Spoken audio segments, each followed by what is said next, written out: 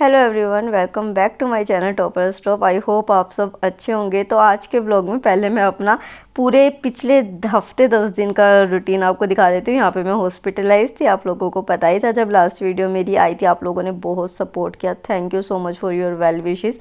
और यहाँ पे जो है वो, क्योंकि 3 दिन तो मैं प्रॉपर 24 आवर्स स्लीप पैटर्न पे रही थी कि दवाइयाँ लगती थी, इंजेक्शन लगते थे, मैं सोती रहती। जब बाद में मुझे थोड़ा सा ठीक लगा तो मैंने अपनी बुक्स जो है वो मंगा ली थी कि थोड़ा बहुत पढ़ती रहूँगी तो एटलीस्ट मैं स्ट्रेस आउट नहीं होंगी थोड़ी सी चीज़ें करते हुए। और यहाँ पे जो है आज मैं लाइब्रेरी भी गई थी, ये बेसिकली देखने के लिए कि किस तरीके से मेरी बॉडी जो है वो रिएक्ट करती है। तो यहाँ पे जो है वो इस तरीके से रूटीन होता था कि खाया मुझसे कुछ नहीं जाता था। मतलब मैंने जितने दिन मैं हॉस्पिटलाइज हुई हूँ मैंने कुछ भी नहीं खाया एक्सेप्ट नारियल पानी पी लिया क्योंकि मुझे तभी वॉमिट हो जाती थी, मैं कुछ भी खाती पीती थी या कुछ भी होता था। तो यहाँ पे मैं वीडियोज़ देख लेती थी। और आप ये देखो कि ये पूरा जो है ना, जैसे कि 13-14 आवर्स का मेरा जो स्टे होता था यहाँ पे, तो यहाँ पे इंजेक्शंस जब लगते थे तो मैं ऐसे ही बुरी तरह रोती थी क्योंकि ये बहुत पेनफुल होती है। मेरी नर्व्स बहुत नैरो है, सॉरी जो वेन्स है वो बहुत नैरो है। तो जैसे उसमें इंजेक्शन लगता था वो मैं बुरी तरह रोती थी, बहुत पेनफुल होता था। तो यहाँ पे मैं पढ़ती थी 2-3 घंटे, फिर सो जाती थी। और ये मैंने फिर अपने पेंडिंग न्यूज़पेपर्स ख़त्म किए और फाइनली आज लाइब्रेरी से हाय मैं आज आई हूँ, देखती हूँ आज मेरी बॉडी कैसे रिएक्ट करती है। और जो है वो पहले हम डिस्कस कर लेते हैं कि अब हमारा आगे के रूटीन्स क्या रहने वाले हैं। तो मैंने 4 पार्ट में दिन को डिवाइड किया है, जिसमें कि स्टैटिक पोर्शन रखा है। स्टैटिक में हम प्री प्लस मीन्स दोनों को लेके चलेंगे। ऑप्शनल के लिए सेकंड पार्ट मैंने डिवोट किया है। थर्ड जो है वो मैंने करंट अफेयर के लिए किया। और फोर्थ जो मैंने अपना है वो जो अब मैं एक एग्ज़ाम देने वाली हूँ, जो अभी मैं आप लोगों के साथ डिस्कस नहीं कर सकती हूँ, उसके लिए मैंने रखा है। आप चाहें तो आप इसको रिविज़न के लिए रख सकते। उसी के साथ मैंने कोट पढ़ी थी यार, वो जब से मैंने पढ़ी है ना मेरे दिमाग में ऐसे बैठ गई है। तो ये कोट क्या थी कि तलब होनी चाहिए कामयाबी की, सोच तो कोई भी लेता है। और ये चीज़ जब से मैंने पढ़ी है ना, मतलब ये इतनी इम्पैक्टफुल चीज़ मुझे लगी है कि हाँ यार सच बात है, सोच तो कोई भी लेता है। हमारे अंदर डेस्परेशन होना चाहिए कि करना है करना है। उसी के साथ जैसे आई फ्लू इतना फैला और अभी जैसे ही बीमार होकर उठी हो तो मैं बहुत ज़्यादा प्रिकॉशंस रख रही हूँ। मेरे भाई को आई फ्लू हो गया है तो इस वजह से मैं सैनिटाइज़र हमेशा अपने साथ रख रही हूँ। इतने दिन की बीमारी के बाद मैं बिल्कुल भी नहीं सोच सकती कि मैं आई फ्लू जैसी चीज़ को भी ले लूँगी, क्योंकि वो तो और ज़्यादा इम्पैक्ट करेगी। और उसी के साथ ये आई ड्रॉप जो है, ये बेसिकली आप पढ़ाई भी करते हो तो भी आप डालिए। हिमालय का ओप्था केयर है ये वाला, तो ये बहुत अच्छे से आपकी आइज़ को रिलैक्स भी करता है और ये एज अ सेफ्टी भी। उसके बाद क्योंकि मैं हिस्ट्री अपने स्टैटिक पोर्शन से कर रही हूँ, तो जो PW ओनली IAS के मैंने लेक्चर्स देखे थे अपने, क्योंकि अभिषेक सर जो हैं यहाँ पे ये मेरे one of the favourite faculty हैं PW ओनली IAS को। ये इतना अच्छा पढ़ाते हैं ना, इससे अच्छी हिस्ट्री मैंने कहीं नहीं पढ़ी है। तो मैं इनके लेक्चर्स को रिवाइज़ कर दी थी 2x की स्पीड पे, ताकि आगे मैं चीज़ें पढ़ सकूँ। अभी हम रूटीन देखेंगे। और इसी वजह से 2024-2025 के जो स्टूडेंट्स हैं उनको भी मैं PW ओनली IAS सजेस्ट करती हूँ, क्योंकि इनकी डील्स बहुत अच्छी है। जैसे संकल्प 2025 बैच इंग्लिश हिंदी में सिर्फ 10,999 में आपको मिल रहा है। प्रहार 2024 इंग्लिश हिंदी में सिर्फ 8,999। और टाइटन 3.0 2024 के लिए इंग्लिश लैंग्वेज में 8,999 के अमाउंट में मिलता है, जो कि बहुत अफोर्डेबल है।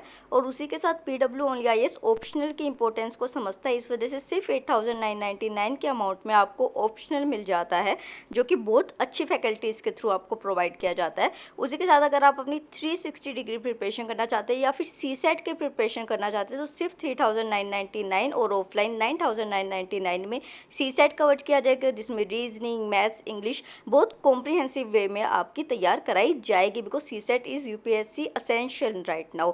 तो बेसिक ऑफरिंग्स के साथ जो है प्रीमियम ऑफरिंग्स मिलेगी। 360 डिग्री जो है आपकी प्रिपरेशन इसमें हो सकती है सिर्फ 4,999 में। और अगर आप मेरा कूपन कोड लगाते हैं TS500 तो आपको जो है वो 500 रुपीज़ का और डिस्काउंट मिलेगा। तो सारे लिंक्स जो है वो डिस्क्रिप्शन बॉक्स में है, तो जल्दी से जल्दी जो है वो आप अवेल कीजिए इस ऑफर को और PW ओनली IAS के साथ तैयारी कीजिए। जो है वो मैं यहाँ पे जैसे कि लेक्चर देख रही थी तो मैं टैली कर रही थी, क्योंकि अभिषेक सर ने एक जो है वो बुक भी बताई थी पूनम दलाल देर की। और अभी आपने देखा भी होगा कि मैं इस बुक को करूँ तो ये देखो सामने देखो, ये स्लाइड की है कि इंसाइज्ड ऑस्ट्रिच एगशेल जो था उसके ऊपर कार्विंग्स मिली थी। और यही एज इट इज़ लाइन मैंने यहाँ पे देखा था। मैं इसलिए ही बुक को लेके बैठी थी, मैं टैली कर रही थी कि साथ के साथ कि मतलब कि कौन कौन से ऑथेंटिक सोर्सेज से जो है वो ये हुआ है, तो ताकि मुझे मेरे जो पहले के नोट्स बने हुए उसमें मुझे ज़्यादा पॉइंट्स ऐड ऑन ना करने पड़े, कुछ कुछ ही ऐड ऑन करने पड़े। और ये मुझे मिल गया था। तो जब मेरे लेक्चर पूरा हो गया, क्योंकि 2x की स्पीड पे मैंने देखा था, तो 1.25 घंटा अराउंड लगा था उसको करने में। तो फिर जो है वो मैं अपना जो बुक थी उसको रीड कर रही थी कि जो चीज़ नहीं थी वहाँ पे, हालांकि मोस्ट ऑफ द चीज़ें, बल्कि बहुत ज़्यादा चीज़ें कवर थी, बट स्टिल फिर भी मैं कि हाँ भाई कोई चीज़ें साइड्स, क्योंकि देखो ये तरीके के जो फैक्ट्स होते हैं जैसे कि पैरालिथिक साइट्स है, मीसोलिथिक, नियोलिथिक साइट्स है, ये तो याद करनी पड़ेगी, चाहे पीसीएस हो चाहे यूपीएससी हो। तो जो है इन सारी चीज़ों के लिए जो है वो मैं अब मैंने एक स्ट्रेटजी बनाई है, जैसे कि आप पहले किसी टॉपिक की वीडियो देख लो, फिर उसके बाद रीड करो, मतलब सेल्फ स्टडी करो, चाहे उनके नोट से करो चाहे किसी बुक से करो, और फिर उसी टाइम जो है ना उसको तीसरी बार दोबारा रीड करो, मतलब मेमोराइज करने की कोशिश करो आपकी बार। तो इस तरीके से जब आप करोगे ना तो आप ये देखोगे कि पहली बार में ही वो जो टॉपिक है ना आपको 60 से 70% जो होता है वो रिटेन हो जाता है। तो आप जो है मतलब कि ये नहीं है, जैसे आपको मेरी हैबिट एक पता है कि मैं बेंच पे बैठी नहीं रहती हूँ लाइब्रेरी के, मतलब मेरे को वो आदत नहीं है कि मैं बेंच पे बैठ के मूवीज़ देखती रहूँ, वीडियो स्क्रॉल करती रहूँ। मैं जितनी देर यहाँ बैठती हूँ तो मैं बैठती हूँ, और उसी से जो है वो मेरी प्रिपरेशन अच्छी होती है कि मैं जितनी देर रहती हूँ यहाँ पे रिटेन रहती हूँ।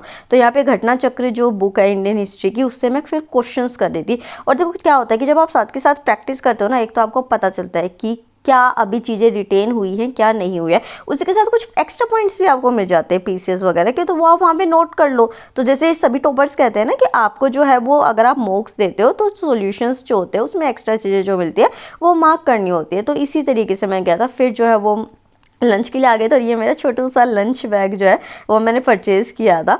तो जब मैंने आपके साथ में कई टाइम से कई चीज़ें शेयर नहीं करी यार, ऐसी छोटी छोटी ना, तो मैंने ये लिया था क्योंकि बैग में ना मुझे ऐसा लगता है कि बैग कई बार मुझे ज़मीन पे रखना पड़ता है, और मुझे ये लगता है कि यार हमारे में जो खाना होता है उसको भी एक पर्सोनिफाइड किया जाता है, मतलब भगवान के रूप में देखा जाता है, तो पैरों में रखते हुए मुझे अच्छा नहीं लगता था, इस वजह से मैंने ये बैग परचेज़ किया था। और आज मैं राइस लाई थी और चने लाई थी, जिसके बाद में मुझे बहुत प्रॉब्लम है, मतलब कि यार मैं रोटी लाना ही चाहती, मुझे लगा कि भारी ना हो जाए कहीं पे, अब मैं पहले दिन जा रही हूँ तो मुझे लगा राइस तो हल्के होते ही हैं, तो मैंने इसे राइस ले लिया था। और उसी के साथ जो है वो अभी upcoming first week of August में 4 अगस्त को मेरा बर्थडे है, तो तनु और अंशिका पहले ही मेरे लिए गिफ्ट्स ले, तो पता नहीं क्या ही हो रहा है, सब पहले पहले गिफ्ट्स दे रहे हैं।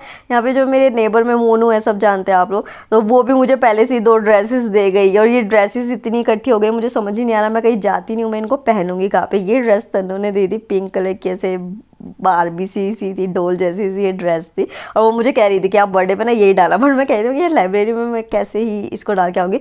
बट दोनों बहुत प्यारे थे, थैंक यू सो मच दोनों को, और जो भी इस व्लॉग को देख रहे हैं थैंक यू इतना सपोर्ट करने के लिए। और ये मेरा न्यू बैग भी है, ये मैं अभी आपको बाद में दिखाऊंगी।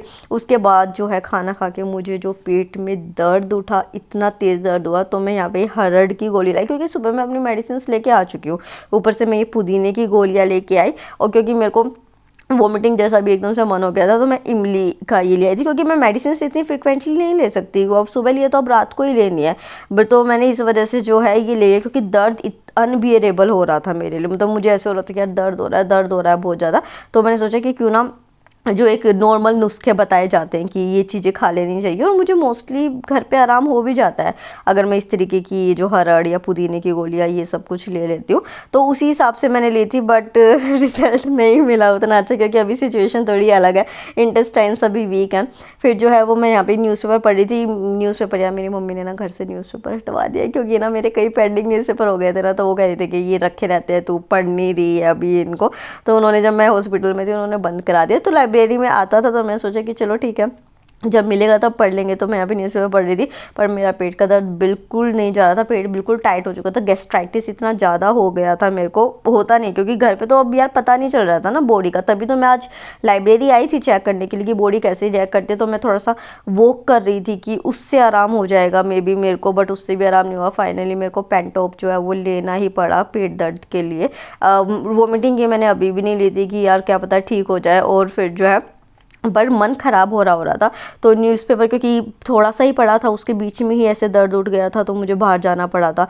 तो अगेन न्यूज़पेपर पढ़ते पढ़ते जो है इमली की गोली जो थी वो मैं ऐसे करती रही, मतलब माउथ में लेके अपना ये करती रही कि उससे मन हो जाएगा ठीक, और उसने रिएक्ट किया, हाँ वो सही हो गई थी मेरी।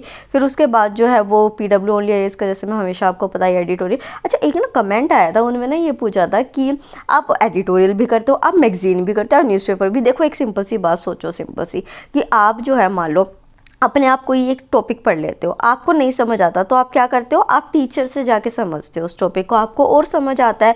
और फिर जो अगर मान लो आपसे कोई चीज़ छूट गई तो आप उसको क्या करते हो, मैगजीन से नोट कर लेते हो। तो इस वजह से मैं ये 3 चीज़ों को करती हूँ। पर आप एक ही जगह लिखते हो, उसको अलग अलग नहीं भागते हो, एक ही चीज़ें रखने के।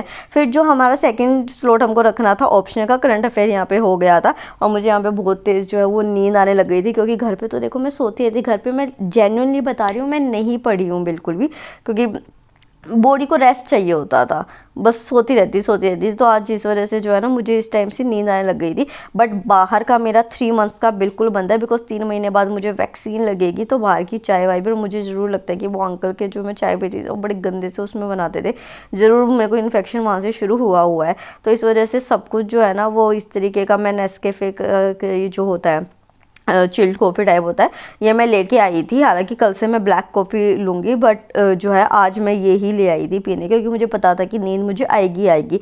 और बाहर का कुछ अभी 3 महीने, मतलब मुझे तो ये समझ नहीं आ रहा कि यार अभी मैं अपने बर्थडे पे जाऊँगी, सब खाएंगे, मैं क्या करूँगी वहाँ पे अकेली बैठ के। तो जो है इस तरीके से कॉफ़ी पीते पीते मैंने अपने ऑप्शनल को जो है आगे किया।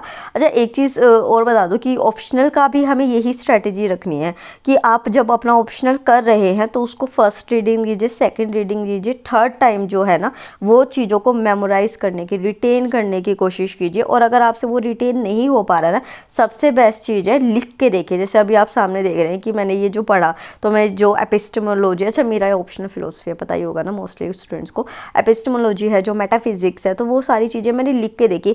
आप लिटरली यार लिखवा लो मेरे से ये बात, जब आप ऐसे लिख के भी देख लोगे ना, और आपको पेजेस वेस्ट करने की जरूरत नहीं, इस तरीके का आप राइटिंग पैड ले लो, लिंक मैं डिस्क्रिप्शन में दे दूंगी, और आप भर भर के प्रैक्टिस करो लिख के की। मतलब जो मैंने रीडिंग का आपको बताया था ना कि 60-70% रिटेन हो जाएगा, 50% रिटेन हो जाएगा, यहाँ पे आपको 80 से 90% रिटेन हो जाएगा। और उसके बाद ये देखो इस तरीके के ना माइंड मैप बनाओ, जैसे ये एपिस्टेमोलॉजी और मेटाफिजिक्स है, मैंने इतना पोर्शन आज किया, तो मैंने साथ के साथ उसके जो है ना इस तरीके से कीवर्ड्स फॉर्म में कर लिए। तो एक पेज में आपका पूरा एक टॉपिक, डू यू अंडरस्टैंड कि कितनी इंपॉर्टेंस है।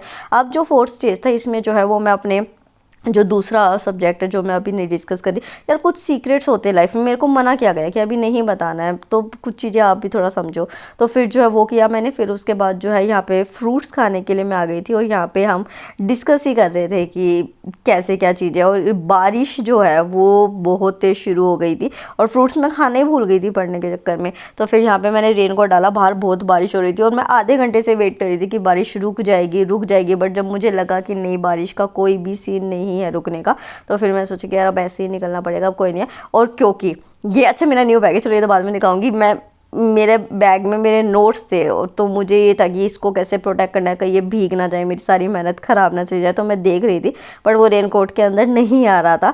तो फिर मैं घर के लिए निकली, और सच में आज मेरे को 4 रिक्शा बदलनी पड़ी, इतना बुरा हाल हुआ, इतनी तेज़ बारिश हो रही थी, कोई रुकने का नाम नहीं था।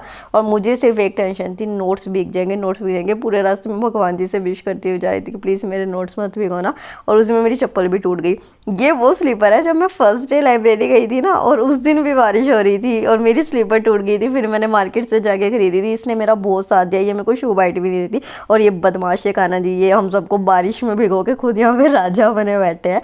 तो जाकर मैंने कंप्लेन करी कि इतना क्यों बारिश कर रहे हो ऐसे, जस्ट किडिंग।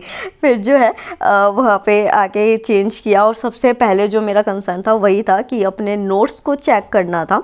यहाँ पे जैसे चेंज किया जल्दी से। अच्छा ये मेरा बैग देख लो, मेरा बैग जो है वो बेसिकली अमरनाथ गया था, नीचे वाली आंटी लेके गई थी, और वो जब ऊपर चढ़ाई कर रहे थे तो वो घोड़े से नीचे गिर के पूरी तरफ फट गया है। तो आंटी ने मुझे कहा कि तू न्यू बैग ले ले, तो मैं ये न्यू बैग लेके आई हूँ। तो सबसे पहले जो है वो मैंने अपने नोट्स निकाल के चेक किया, और कान्हा जी की दया है कि नहीं हुए, मतलब भीगे, बहुत भीगे नोट्स, देखो ऊपर का सारा भीग है, बट पूरी भी भीग सकती थी। तो वो शायद ये हुआ कि ये जो तनु ने और इन्होंने ड्रेस दी थी वो इसके ऊपर कवर हो गई, और वो इस वजह से जो है इस तरीके को कहते हैं ना, भगवान करते कुछ अच्छा ही करता है। वरना मैं कहती यार तुम आज क्यों ड्रेस दे रहे हो, बर्थडे वाले दिन देना। उन्होंने ड्रेस दी, वो उससे कवर हो गई और मेरे नोट्स बच गए। वरना यार इतने लंबे लंबे लेक्चर्स होते हैं ना, और उनको नोट करने में बहुत कई घंटे की मेरी मेहनत थी, सारी की सारी ख़राब हो जाती। तभी जो है मैंने फिर चेंज करके सबसे पहले जो है वो अपने बैग को कवर करने के लिए एक, जैसे वो होता है ना वाटर प्रूफ जो कवर होता है, वो ऑर्डर किया। क्योंकि बारिश का तो अब सीन है ही रोज़ का, तो फिर ऐसा रहा, और अब मैं लाइब्रेरी 3-4 दिन और नहीं जाऊँगी। मैंने पापा को आके बताया था, पापा ने कहा कि नहीं अभी तुझे और रेस्ट की ज़रूरत है। तो इस व्लॉग के लिए इतना ही। Thank you so much.